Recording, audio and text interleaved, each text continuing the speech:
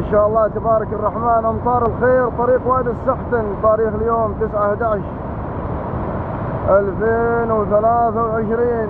تبارك الله ما شاء الله.